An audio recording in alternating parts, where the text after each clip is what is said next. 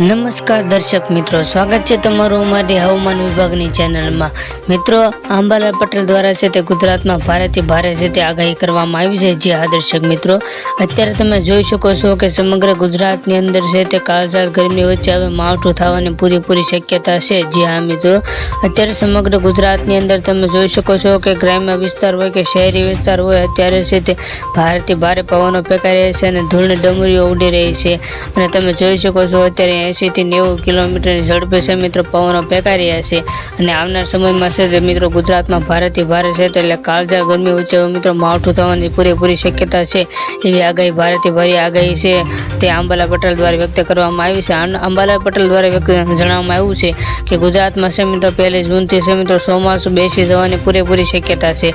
જે મિત્રો, સામાન્ય રીતે આપણે આમ જોઈએ તો ચોમાસું છે તે 1 જૂને કેરળ બાજુથી શરૂ થતું હોય છે, પરંતુ આપણે છે તે ચોમાસું વહેલી શરૂ થઈ ગયું હોય એવું અંબાલાલ પટેલ દ્વારા જણાવવામાં આવ્યું છે। અને અંબાલાલ પટેલ દ્વારા જણાવવામાં આવ્યું છે કે અત્યારે સમગ્ર ગુજરાતની અંદર છે તે મિત્રો વાદળછાયું વાતાવરણ જોવા મળે છે અને વાદળો છે તે ધીરે ધીરે છે તે વરસાદ લાવવાની પૂરેપૂરી શક્યતા છે। અને મિત્રો, વાદળો છે તે મુખ્યત્વે પશ્ચિમ બાજુથી આવતા હોય છે અને પશ્ચિમના જે દક્ષિણના પવનો છે તે પોતાની સાથે મિત્રો વરસાદ લાવે છે અને વરસાદ લાવવા માટે પશ્ચિમના પવનો મહત્વના હોય છે। તેથી ચોમાસું છે તે 15 જૂન આજુબાજુ છે તે ગુજરાતમાં એન્ટ્રી મારશે। તેમજ તમે મિત્રો જોઈ શકો છો કે ગુજરાતના જે દક્ષિણના ભાગો છે એટલે કે જે દરિયા કિનારાના વિસ્તારો છે તે હાઈ એલર્ટમાં કરી દેવામાં આવ્યા છે।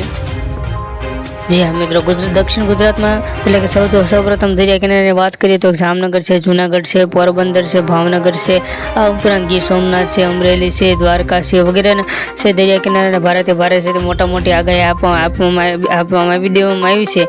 અને દરેક મિત્રો એમને જણાવવામાં આવ્યું છે કે તે પોતાને સાવચેત જગ્યા અને સુરક્ષિત જગ્યા રહે। મિત્રો, સામાન્ય રીતે છે દરિયામાં પવનના કારણે છે તે ઊંચા એટલે કે 2 થી 3 ઇંચ જેટલા મોજા છે તે ઉપર ઉછળી રહ્યા છે। તેથી સરકાર દ્વારા આદેશ આપવામાં આવ્યો છે કે દરિયા કિનારે જવું નહીં અને દરિયા કિનારાનો પણ ખાસ પ્રકારની સૂચના આપી દેવામાં આવી છે કે આવા સમય છે તે દરિયો ખેડવા ન જાય અને પોતાના ઘરે સાવચેત અને સુરક્ષિત રહે। અને દરિયાઈ ખેડૂતોને પણ ખાસ પ્રકારની છે મિત્રો સૂચના આપી દેવામાં આવી છે।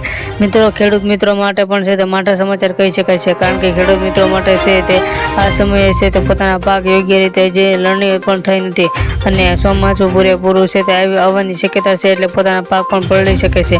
આથી ખેડૂત મિત્રો માટે પણ છે મિત્રો માઠા સમાચાર છે તે કહી શકાય છે। મિત્રો, આવા જે મુશ્કેલી સમય હોય તો તમારે તમારા ઘરની જગ્યાએ છે મિત્રો સાવચેત અને સુરક્ષિત રહેવું જોઈએ। અને ભારેથી ભારે છે મિત્રો વરસાદ હોય તો તમારે તમારા ઘરથી છે થોડાક ઊંચાણવાળા સ્થાને છે ત્યાં રહેવું જોઈએ। મિત્રો, આપણે હવામાન વિશે વાત કરીએ તો મિત્રો ગુજરાતમાં છે અત્યારે વાવાઝોડાનો પણ કહેર વર્તાણો છે। જ્યાં મિત્રો ગુજરાતના જે દક્ષિણના ભાગો છે એટલે કે દક્ષિણથી મિત્રો લગભગ આશરે 350 કિલોમીટર દૂર છે એક મોટું વાવાઝોડું છે તે સક્રિય થયું છે અને આ વાવાઝોડું છે તે ધીરે ધીરે છે ગુજરાત સાથે ટકરાશે તેવી આશંકા છે તે વ્યક્ત કરવામાં આવી છે। અત્યારે મિત્રો છે ધીરે ધીરે ગુજરાતમાં છે તે વાવાઝોડું છે તે આગળ વધી રહ્યું છે અને વાવાઝોડું ધીરે ધીરે છે તે ગુજરાતના દરિયા ભાગોમાં છે તે ટકરાશે અને આના કારણે છે મિત્રો અત્યારે પવનો પણ ફેંકાઈ રહી છે।